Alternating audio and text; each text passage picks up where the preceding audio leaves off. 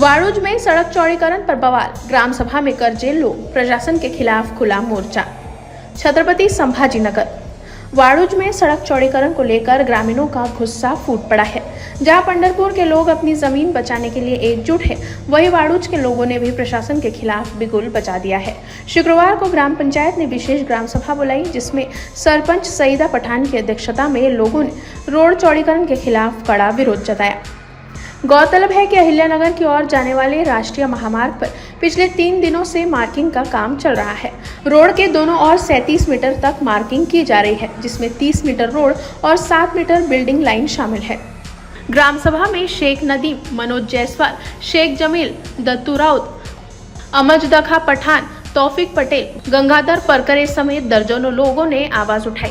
लोगों ने मांग की है कि वर्तमान सड़क को ही बरकरार रखा जाए, वरना हजारों लोग बेघर हो जाएंगे। गावामध्ये मुख्य कार्यालय असतं, नंतर बाकीचे कार्यालय येतात। अगोदर ग्रामपंचायतला कळवा, कोणत्याही मुख्यमंत्र्याचे पत्र जरी असलं तर ग्रामपंचायतला येतं, त्या पत्रानुसार आपण कार्य करत असतो।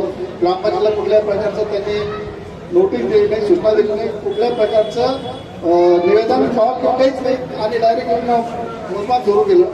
एक प्रकारची नागरिकांमध्ये व्यापाऱ्यांमध्ये भीती निर्माण करून दिली आणि मुन्सिपालिटीचे सांगितलं गुन्हा दाखल करावा होता, कायदेशीर कारवाई केलीच पाहिजे, कारण आपण विनाकारण दहशत घालणार रिकामी नाही, घरचं खातून त्यांच्या दहशतमध्ये कोण राहणार। महत्वाचा एक मुद्दा आहे, अगोदर पण बोलला असेल, आणि जर समजा बाधित होत असलेल्या ज्या प्रॉपर्टीज असतील द्यावेच लागत असतील तर एवढी मोठी 130 आणि 120 फूट द्यायची काही गरज नाही। शासनाने पर्यायी व्यवस्था करावी, उड्डाणपुलाचा मार्ग अवलंबावा, जेणेकरून कमी बाधित होतील आणि जिथले ते व्यवस्थितलं तिथंच राहतील। आता वकील साहेब बोलले की कोणताही व्यवसाय इथं राहणार, खरं आहे नाहीच राहणार। त्यासाठी आपण सर्वांनी मिळून एकजूट करून आपलं कार्यालय वोट बँक सांगितलेलं आहे त्याप्रमाणे तिकडेच आपण व्यवहार करू आणि पर्यायी जर झालंच नाही तर न्याय मागणं हे आपलं मूलभूत हक्क आहे, कर्तव्य आहे।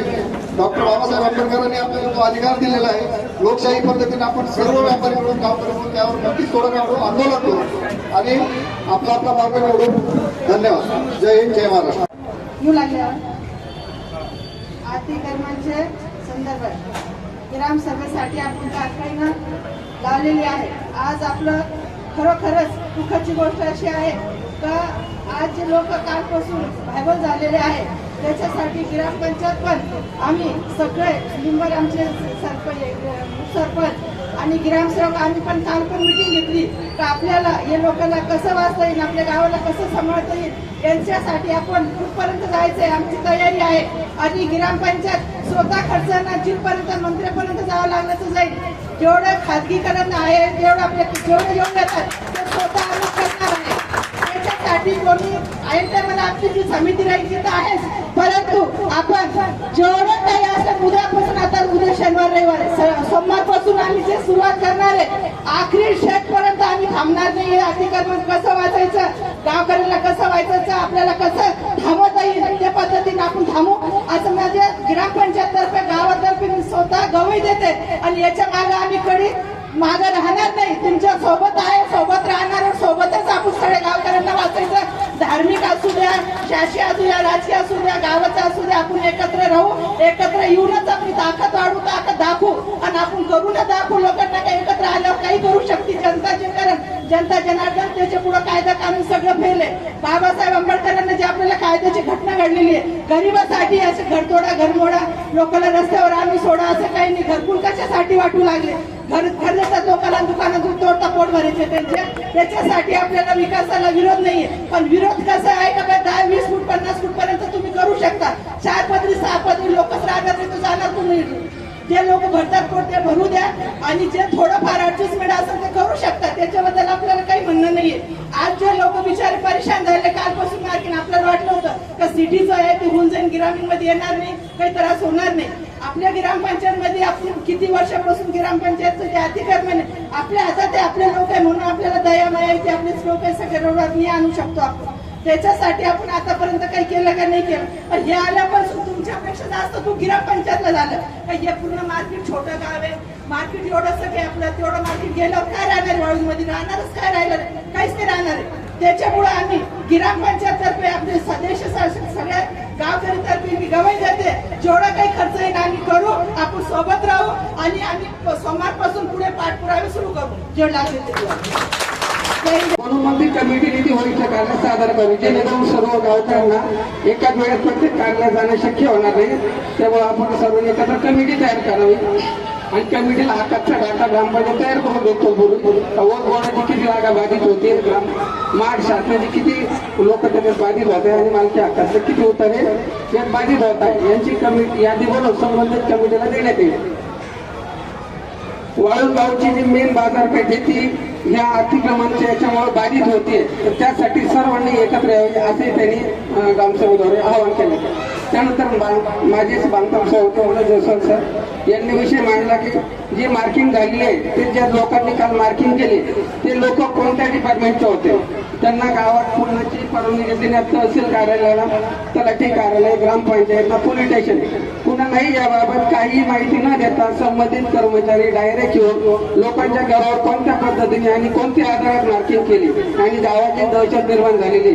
तर यासाठी संबंधित जे कर्मचारी होते त्यांच्यावर पोलीस स्टेशनला गुन्हा दाखल करावा याबाबत ग्रामसभेत ठराव घेण्यात आलेला आहे. त्यानंतर संजयराव पाटील बोलले, म्हणून शेठ यांनी जी मुद्दा मांडला संबंधित कर्मचारी गुन्हा दाखल करायचा त्यात आमची सहमती आहे. जमीन साहेबांनी सांगितलं जे गोरगरीब जनता आहे, शासनाने त्यांना रस्त्यावर जो व्यवसाय करतायत, पोट भरतायत, तर त्यांना शासनाने अशा पद्धतीचे घरं पाडू नये, त्यांना पूर्व सूचना द्यायला पाहिजे होती किंवा जी 100 फुटाची मार्किंग आहे तेवढी ठेवायला पाहिजे होती. ती आपण आता सध्या मारते 30 आणि 37 फूट हे चुकीचं आहे, 37 मीटर सॉरी 30 आणि 37 फूट हे चुकीचं आहे. दत्तू राऊत यांनी महत्वाचा मुद्दा मांडला. तिने बरं सांगितलं राज्य महामार्ग हा जो आहे संभाजीनगर ते पुणेपर्यंत त्याच्यात नारायणगाव आणि गाव असे तर तिथं कुठल्याही आतापर्यंत अतिक्रमण कोणी पाडलेलं नाहीये. तसेच नगरला DSP चौक ते आनंद रोशी चौक हा जो रस्ता आहे याला फ्लायओव्हर बनवला आणि 100 फुटाचा रोड बनवलेला आहे. तर सदरप्रमाणे वाळूज गावातही फ्लायओव्हर बनवलं आहे. नंतर आमचे मित्र सुनील यांनी विषय मांडला की वाळूज गावात फ्लायओव्हर मांडला, फ्लायओव्हरला परवानगी द्या जेणेकरून कोणी बाधित होणार नाही. असे एकंदरीत एवढे विषय ग्रामसभेत चर्चा लागलेले आहेत. त्यावर अध्यक्षांचं मत घेऊन आपण याचा ठराव तयार करून होळीच्या कार्यालयाला आजच्या सादर करण्यात आहोत. बाधित शिकारी आहे, पण माझं काय त्या ठिकाणी शासनाचं लायसन्स असल्यामुळे मला माझ्या खात्याला माझ्या विभागाला विचारणा करावी लागली. मी थोडं मोकळं बोलतो. माझी देशी दारूची दुकान त्या ठिकाणी बाधित झाली. मी एक्साईज डिपार्टमेंटला काल फोन केला. त्यांनी सांगितलं की बाबा तुमची जागा जर बाधित झालेली असेल तर तुम्ही महानगरपालिकेकडून पत्र आणा. मी म्हटलं माझा महानगरपालिकेचा अर्थार्थी संबंध नाही, मी महानगरपालिकेला जाणार. ते म्हणे प्राधिकरणला जा. प्राधिकरणच्या खाली एका अधिकाऱ्यांशी बोललो. त्या अधिकाऱ्यांनी सांगितलं का ते आम्ही पाठवलेले लोक नाही, आम्ही पाठवलेले लोक ते कदाचित PW डिपार्टमेंटनं पाठवलं असेल. माझं म्हणणं असं आहे अध्यक्ष साहेबांना की काल जे लोक इथे मार्किंग करायला आले होते त्यांच्या सगळ्या कर्मचाऱ्यांना टोल नाक्यात सहित गुन्हा दाखल करावा पोलीस स्टेशनला. कारण की तुम्हाला काही जरी करायचं असेल उद्या कुठलंही काम जर करावं लागेल तर त्यांनी काल पोलीस बंदोबस्त मागितलेला नाही, ग्रामपंचायतला माहिती नाही, तलाठी कार्यालयाला माहिती नाही आणि कुणीही आपल्या घराला मार्किंग करून जाईल म्हणजे काम बाजू व्हायचं का? म्हणजे ते आतल्या मान आपला अंकुश गेला तरी लोक घालून बांधकाम पाडायला चालले जाऊ दे त्याचा पाडून आण. म्हणजे ते आपलं झालं की तुमच्यापेक्षा मोठी दहशत मार्केटला करून ते चाललं गेलं माणूस कोणाला माहिती नाही. ते गिरनेवाला नाही आहे. कल पंढरपुरामध्ये काम सवाली आहे व लाजमी आहे. त्यांचं कारण आहे की ते प्राधिकरण मध्ये आहे. मी प्राधिकरणचा ज्या दिवशी GR आला साहेब आपल्याला टाकून होतो साहेब त्याच्यामध्ये जे शिडको आता राहिलेला नाही प्राधिकरण आहे. प्राधिकरण 1, प्राधिकरण 2 आणि 4 आपले 3 नंबर आहे. 3 नंबर प्राधिकरण मध्ये नाही असलं बी तर वाळूज खुर्द आहे. वाळूज खुर्द हे परदेशी वाडीकडून जाणारा रस्ता आहे, ते बाधित होणार भविष्यात. आपलं नाही म्हणजे तुमच्या थोडक्यात असं आहे की तुम्हाला याचा बेस जर करायचं शोधून काढायचा असेल तर काल जे मार्किंग करायला जे लोक गेले त्यांच्यावर पहिले गुन्हे दाखल करा. ते कोणत्या डिपार्टमेंटचे होते, कोणत्या अधिकाऱ्यांना पाठवले होते, कोणत्या GR खाली तुम्ही हे सगळं मार्किंग केली आम्हाला त्याची माहिती द्यावी. आणि आता वाळूज गावामध्ये दहशत निर्माण केली म्हणून गुन्हा दाखल करावा.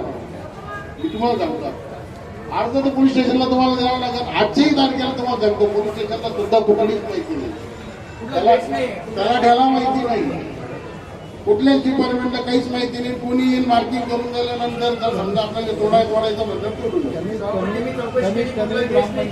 नाहीये कुठे. पण तरी सुद्धा आपल्याला याचं जर यांनी सीए साहेबांनी आता सांगितलं की आपल्याला एक कमिटी गठीत करायला हवी. येणाऱ्या काही काळामध्ये हा संकट आपल्यावर पुन्हा येणार आहे. कारण की उद्या जर रोड वाइंडिंगचा विषय आला, रोड मोठा करायचा विषय आला, तर कदाचित पुन्हा आज जे लोक बाधित झाले ते उद्या होणारच आहे. त्यांनी आपली पर्यायी व्यवस्था आज उद्या 4 वर्षांनी 5 वर्षांनी करून ठेवावी. पण तयारी करावीच लागणार आहे. आज उद्या कधी तो शासनाचा प्लॅन आहे तर रस्ता होणार तर काय होणार. पण भविष्याच्या प्लॅनिंगच्या हिशोबाने आपल्याला ते तयारी करावी लागेल. जर पत्रव्यवहार करावा लागेल असेल तर आपल्याला सगळ्यांना वाटत असेल की आपल्याला इकडे जावं लागेल. करण्याची अजिबात गरज नाही. आपला कार्यालय नगर जिल्ह्याला प्राधिकरण वर्ल्ड बँकेचा पूर्ण. ग्राम सभा के बाद सरपंच सईदा पठान के नेतृत्व में ग्रामीण वाड़ूज पुलिस स्टेशन पहुंचे और पीआई राजेंद्र सहाने से चर्चा कर विरोध दर्ज कराया। अब सबसे बड़ा सवाल यह है कि क्या प्रशासन ग्रामीणों की सुनकर रोड चौड़ीकरण रोक देगा या हजारों परिवारों का भविष्य सड़कों पर आ जाएगा। वाड़ूज से न्यूज़ फर्स्ट के लिए नीलेश भारती की रिपोर्ट। हमारा हर शब्द समाज की आवाज, हमारी हर पहल निष्पक्षता का कदम, आपकी हर समस्या में आपसे पहले दिखेंगे हम हैं न्यूज फर्स्ट। ईश्वर का सच, हमारा साहस और आपका विश्वास। सच, साहस और विश्वास। अगर आप ये वीडियो YouTube पर देख रहे हैं तो हमारे चैनल को सब्सक्राइब कर बेल आइकन दबाएं।